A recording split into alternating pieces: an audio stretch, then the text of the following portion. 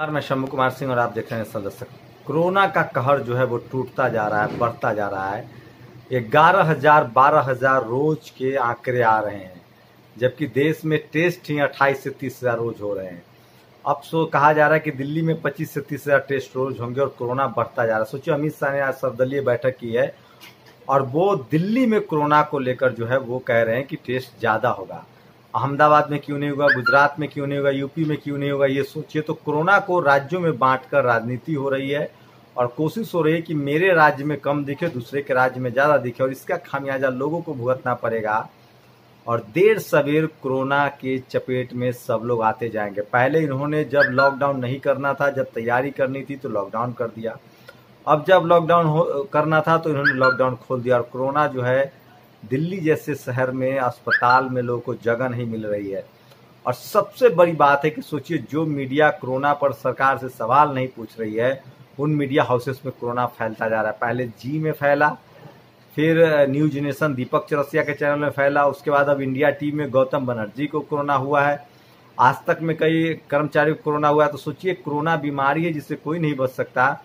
यही वो लोग हैं जो मुसलमानों को कोरोना के लिए जिम्मेदार ठहराया जा रहा था। अब क्या माना जाए कि ये पत्रकार कोरोना के लिए जिम्मेदार है? तो इस तरह की बेवकूफ़ियाँ की हैं इन लोगों ने। और कई चैनलों में कोरोना के जो हैं वो, क्योंकि वो उनको काम करना पड़ रहा है। और आज सोशल मीडिया पर क्या तमाम बड़ी खबरें हैं वो बताऊंगा।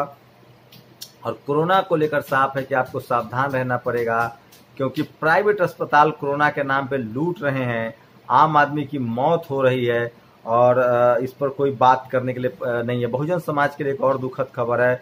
सम्यक प्रकाशन के जो संस्थापक थे वो शांति स्वरूप बौद्ध का परिनिर्वाण हुआ। अब कदम पत्रिका के संपादक और ऊर्जावान युवा कथाकार कैलाश चंद्र चौहान के आकस्मिक निधन की खबर आहत करने वाली, उन्हें बिना श्रद्धांजलि।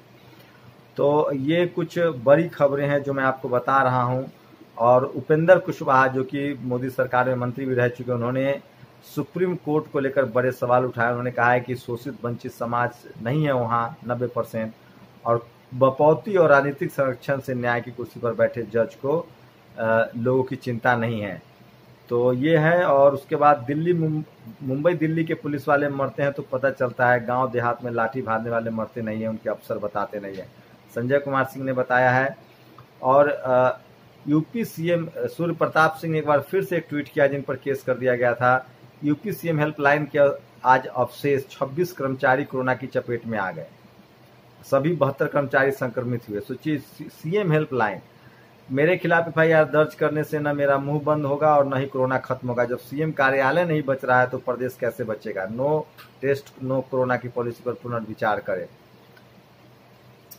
अमित शाह कहते हैं दिल्ली में टेस्टिंग तिगुनी होगी। चलिए, अच्छा है, पर एक बात बताइए गृह मंत्री जी, सिर्फ दिल्ली में ही क्यों होगी? गुड़गांव में तिगुनी क्यों नहीं होगी? नोएडा में तिगुनी क्यों नहीं होगी? गाजियाबाद में क्यों नहीं होगी? फरीदाबाद में क्यों नहीं होगी? सोनीपत झज्जर में क्यों नहीं होगी? ये यूपी और हरियाणा में आते ही हैं। इसलिए आप देखिए कि दिल्ली में कोरोना के आंकड़े बढ़कर 41,000 के पार कर चुके हैं, लेकिन दिल्ली से बिल्कुल लगे यूपी हरियाणा के इन जिलों में दिल्ली के बनस्पत बहुत कम है। तो ये सब राजनीति हो रही है ताकि मेरे राज्यों में न मिले, और लोग समझ रहे हैं। SC ST OBC के लिए आरक्षण विरोधी टीवी एंकर्स के शो को स्पॉन्सर करने वाले और उनमें विज्ञापन देने वाले प्रोडक्ट को खरीदना बंद करे।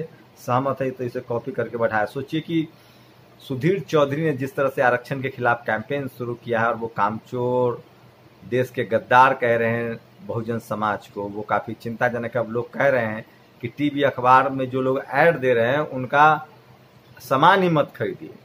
एकदम मान लो कोई रामदेव बाबा सबसे ज्यादा ऐड दे रहे हैं तो उनका सामान मत खरीदिए। कोई जो कंपनी ऐड दे रही है उसका सामान मत खरीदिए। तो टीवी देखना, अखबार देखना ही बंद करना होगा, और स्पॉन्सर वाला सामान खरीदना ही बंद होगा। और जो कदम पत्रिका के जो प्रकाशन के जो संचालक हैं कैलाश चंद्र मोहन जी, उनको पूरा बहुजन समाज याद कर रहा है। और अब बालाजी, जो लक्ष्मीपति बालाजी, जो भारतीय टीम में तेज गेंदबाज थे, उन्होंने नस्लवाद पर कहा है कि उनको रंग की वजह से भेदभाव झेलना पड़ा है।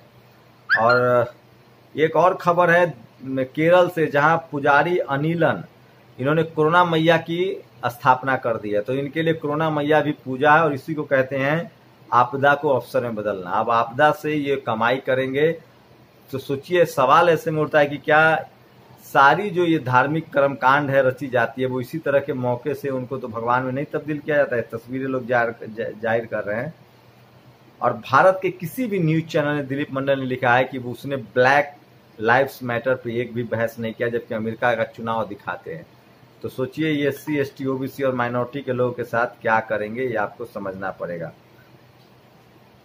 और लगातार जो सुशांत सिंह राजपूत हैं उनकी मौत को लेकर लगातार खबरें चल रही हैं कि किस तरह से उनको नेपोटिज्म की तरफ से, भाई भतीजावाद की वजह से उनको अलग थलग कर दिया गया था। सोचिए जातिवाद का क्या असर होता होगा। देश इतने बुरे हाल में फिर मोदी का जलवा क्यों कायम है? इसलिए कि मोदी 2 कारणों से सत्ता में लाएगा, मुसलमानों को टाइट रखना और आरक्षण को कमजोर बनाना। मोदी जब तक ये करते रहेंगे, हिंदू सवर्ण उनके साथ रहेगा और मीडिया आदि के जरिए सवर्ण लोग बाकी लोगों का समर्थन जुटा देंगे। सवर्णों में ओपिनियन मेकिंग की जबरदस्त क्षमता है और हर जगह ओपिनियन लीडर वही है। सोचिए लोग बोलने में विश्वास रखते हैं, अखबार में लिखेंगे, मुंह से बोलेंगे, सोशल मीडिया पर बोलेंगे। आप 10 के बीच में एक सवर्ण को ले आइए, वो 10 सवर्णों गैर सवर्णों को चुप करा देगा। तो आपको अपनी बात भी रखनी पड़ेगी। और लगातार सब लोग कदम पत्रिका के संपादक जो थे उनको समर्पण कर रहे हैं। और एक खबर शेयर हुई है जो राजनाथ सिंह ने है कि चीन से बातचीत करने की कोशिश है, और सोशल मीडिया पर लगातार लोग शेयर कर रहे हैं 2 चीजें। एक तो सुशांत के मौत के बाद 3 महीने बाद शादी करने वाले थे, कहीं मतलब ऐसे ऐसे उन पर तंज किए जा रहे हैं। और जो केरल में जो कोरोना देवी आपदा के अवसर में बदलने केरल के पुजारी अनिलन, द टाइम्स ऑफ इंडिया और द हिंदू में एक खबर छपी है। अब बताइए इनके लिए कोरोना भी देवी देवता है, अब चढ़ाएंगे आप चढ़ावा। अमेरिका, चीन, जापान जो कोरोना से जीत रहे हैं वो पूजा नहीं कर रहे हैं। ये देश में समझिए कितने मानसिक बीमार लोग हैं। तो और एक सबसे भयानक खबर है, BJP vice president was arrested eight BJP के छत्तीसगढ़ के वाइस प्रेसिडेंट को गिरफ्तार किया गया है। वो माओवादियों को ट्रैक्टर सप्लाई कर रहे थे और सालों से ITBP ने गिरफ्तार किया है। सोचिए अगर ये किसी और दल में होता तो क्या हाल होता। इसलिए मैं कह रहा हूं बीजेपी सबसे तगड़ी पार्टी है इस देश में। विपक्ष को उससे सीखना चाहिए, सोशल मीडिया बनाना चाहिए, IT सेल बनाना चाहिए, टीवी अखबार अपना खोलना चाहिए, नहीं तो नेशनल दस्तक को हायर कर लो। मतलब सोचिए कि बीजेपी का नेता माओवादी के लिंक से पकड़ा जाता है। इस देश में पाकिस्तान के लोग जासूसी करते पकड़े जाते हैं पाकिस्तान के लिए, उसके बाद भी किस तरह से है। और एक और खबर है कि गौरतलब है कि राजस्थान हाईकोर्ट के चीफ जस्टिस मिलाप चंद जैन ने इस मूर्ति का उद्घाटन करने से इनकार कर दिया था। ये मूर्ति बिना उद्घाटन के वहां कब तक पड़ी रहेगी, उसका कुछ तो करना होगा। दिलीप मंडल ने कहा है कि राजस्थान हाईकोर्ट में जो मनु की मूर्ति लगी है उसको एक मंदिर के रूप दे दिया जाए। वो कब तक मंदिर ऐसे ही अवैध तरीके से लगा हुआ रहेगा। नितिन राउत ने कहा है कि सुधीर चौधरी का वीडियो शेयर किया है, जो महाराष्ट्र कांग्रेस में मंत्री हैं, महाराष्ट्र सरकार में कांग्रेस के नेता हैं बड़े। आरक्षण पर बहस करने वाले कभी भी समस्या को समझ नहीं पाते। वो भूल जाते हैं कि मूल समस्या जातिवाद है, आरक्षण तो उसका समाधान है। जातीय घृणा और भेदभाव खत्म हो, ये सबसे अधिक जरूरी है। सेव रिजर्वेशन करके वो कैंपेन चला रहे हैं। और संबित पात्रा ने रोहित वेमुला की मौत को डरपोक कहा था। सुशांत सिंह पर उसका क्या बयान है अभी तक नहीं आया है, वो उनको रिप कर रहे हैं। तो ये कुछ बड़ी खबरें थी। उत्तर प्रदेश में अत्याचार है फिर से। उत्तर प्रदेश के लखनऊ के मोहनलालगंज में एक बार फिर से शेड्यूल कास्ट के लोगों पर हमला हुआ है। वहां पुलिस कोई कार्रवाई नहीं करेगी क्योंकि वहां मुसलमान नहीं है, सिर्फ मुसलमानों पर कार्रवाई होती है। बाकी सब जो जनरल कैटेगरी के लोग हैं या जो बाकी हैं उनको सबको माफी है। तो ये कुछ बड़ी खबरें थी आज सोशल मीडिया पर, अब तक यही था। मैं इसीलिए बार बार कहता हूं कि सोशल मीडिया ही बहुजन मीडिया, आपको अपडेट रखने की मेरी पूरी कोशिश होती है कि तमाम बड़ी खबरें जो आपके लिहाज से जरूरी है, जो सोशल मीडिया पर सरकार से पूछे जा रही है, वो खबरें हैं जो टीवी में आपको नहीं दिखाई देगा। टीवी अगर आप देखते हैं तो आपको लगा कि पाकिस्तान बर्बाद हो गया है, चीन अपने घर में घुस गया है, नेपाल की बोलती बंद कर दी गई है, भारत में हर आदमी खुशहाल है, कोरोना खत्म हो गया है, सबके पास करोड़ों अरबों का रुपए है और सब कुछ बढ़िया हो रहा है। बस इस देश में मुसलमान, पिछड़े, ओबीसी मोदी जी के विरोध में जो बोल रहा है वो देशद्रोही है, उसको जेल में बंद कर देना चाहिए। तो इसलिए मैं कह रहा हूं इस देश में सबसे बड़ी समस्या टीवी अखबार है। इसको जब तक आप देखना नहीं छोड़ेंगे तब तक ये देश बेहतर नहीं हो सकता है, क्योंकि जिस देश का पत्रकार डरपोक होता है वो समाज बर्बाद हो जाता है। आप लोग की क्या प्रतिक्रिया, अपनी प्रतिक्रिया जरूर दीजिए। शुक्रिया।